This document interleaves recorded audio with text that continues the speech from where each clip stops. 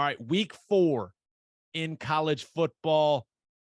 Chose 3 games. And I think the first one's the only top 25 matchup of the weekend, maybe. Number 20, Florida, going to number 11, Tennessee. Right now, Tennessee is a 10.5-point favorite. This will be the 2:30 game on CBS. College game day, going to be in Knoxville. I assume Neyland Stadium is going to absolutely be rocking for this one. And I know everyone wants to focus on Tennessee's offense and what Heupel is doing there. But really, Tennessee's defense is looking pretty good too. I mean, they got some athletes on that side of the ball. And Anthony Richardson's fallen off a cliff ever since he looked incredible in that Utah game. If Florida wants to have a chance in this game against a talented Tennessee team in a very hostile environment, they got to be able to slow the game down. They got to get that running game going. They got to run it effectively to have a chance. And Anthony Richardson cannot make the mistakes with the football he's been making these last couple days. When I look at this game, I just think Hendon Hooker, Jalen Wright, that combo at wide receiver of Hyatt and Tillman for the Vols. I just think it's going to be too much with the way that Florida's playing right now. I'm expecting the old fighting Josh Heupels to roll in this game, Ted. I am too, which is, wild. Tennessee's up to number 11 in the polls. Got a chance to go 4-0. I don't know the last time Tennessee started off 4-0, especially, with a couple of really nice wins in there, like over someone like Florida. That would be impressive for him. Hendon Hooker, 5th year or maybe even 6th year senior guy, been there a long time, playing with a ton of experience, really good in the running game. I think Florida is talented. I just think it's a little too quick. And Anthony Richardson has, he's definitely got some things that he is excellent at, but if you can take away the line of scrimmage and make him predictable, you can absolutely chew him up. What's he got? Like 6 interceptions, no touchdowns right now. Yeah, not good. Not the ratio you're looking for. Not a good ratio. So it's all going to be about stopping the run early against Florida for Tennessee. And you're right. Their defense is playing really well. Yeah. And I said it might be the only top 25 matchup. I'm just an idiot because we're going to talk about another game that is a top 25 matchup with Arkansas and A&M. And I think Clemson, Wake Forest, also a top 25 matchup. So going to go ahead and retract that statement. I'm a moron, and I'll fully admit that. But I do think, the battle for the SEC East, I mean, clearly Georgia feels like they're head and shoulders above not only everyone in that division, maybe everybody else in the country. I mean, they look incredible, but it feels like it's going to be Tennessee that's going to be the only team that's going to kind of push Georgia in the East. And if that's going to be the case, they got to kind of come out and make a statement in this game. You know what I mean? Yeah. Yeah. I think Kentucky is still there a little bit as well. Right.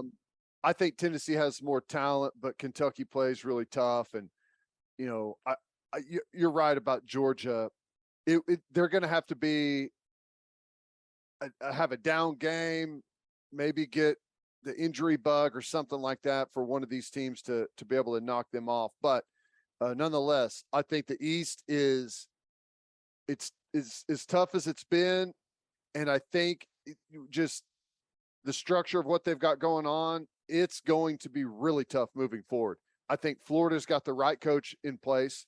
I think Heupel's the right coach at Tennessee. Obviously, what Mark Stoops has done at Kentucky. I love Shane Beaver. I know they are behind the curve talent-wise, but he's an excellent coach. Like, the East, coach-wise, is set up beautifully, and it's going to be tough moving forward. But, yeah, I take Tennessee pretty big in this one.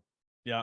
All right, looking at the next game, number 17 Baylor goes to Ames to take on Iowa State, who has started 3-0 for the first time in a long time. And Iowa State now up to a 3-point favorite. 11 a.m. kickoff.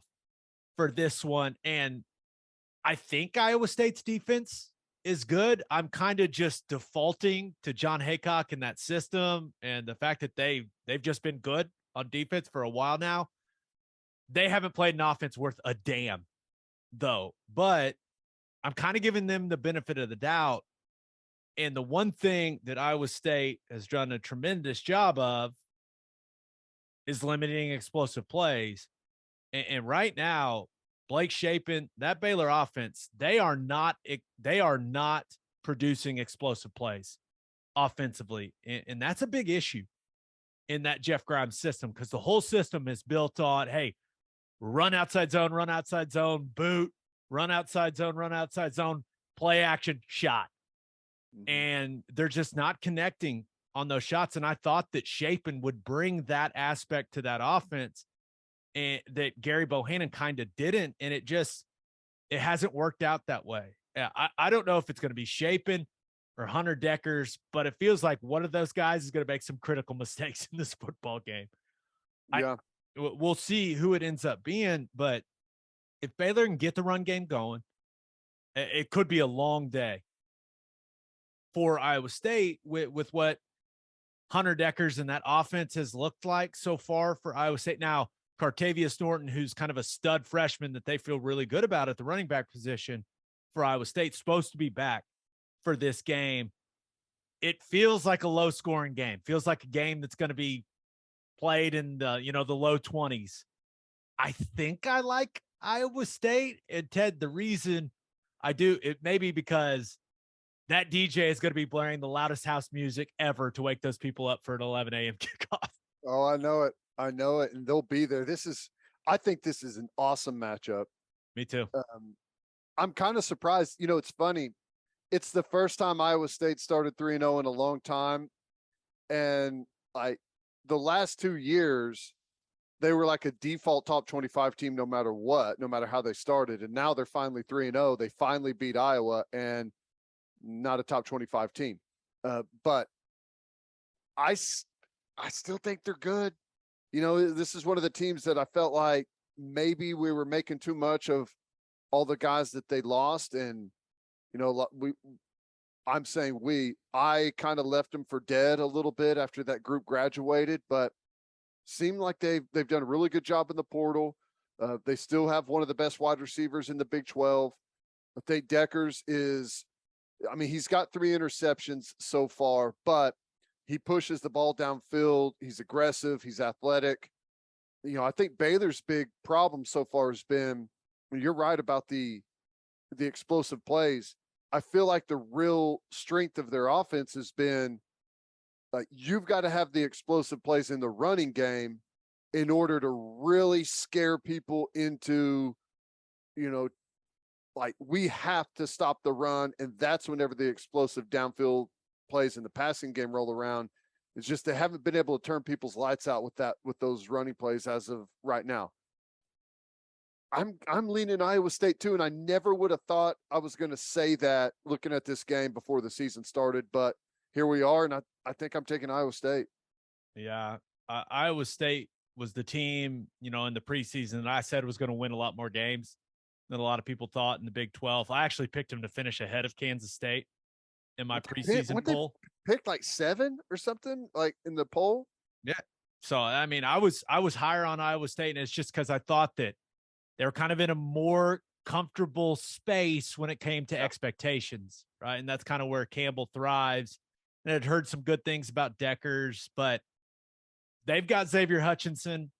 And right now, while, a guy like Monterey Baldwin or Hal Presley, I don't think Baylor has that go-to guy at wide receiver. And you mentioned the run game. They've taken like the running back by committee approach. Now, Reese, the freshman, seems like he may be emerging as the guy at Baylor for at the running back spot, but we'll see. I think this is going to be a great game. It may not be the most entertaining game, but it's going to be a close one. So that should be fun. Okay, last game, number 10 Arkansas playing Texas A&M, 6 p.m. Jerry World neutral site game. The Aggies currently a 2-point favorite. And Ted, this should be a fun one, man. Arkansas fans and probably the players and coaches had to be looking at each other like, what the hell is going on when they fell down 17-0 to Missouri State last weekend, but ended up coming back. Certainly not the performance they were looking for, but hey, maybe we'll forget about it if they roll the Aggies in this one. Looking at the quarterbacks in this game, I don't think there's any doubt that KJ Jefferson is a more impactful player than Max Johnson, but Arkansas's defense is struggling. Dead last in the country in pass defense, giving up over 352 yards passing a game. I just don't know if Max Johnson's the guy that can take advantage of that.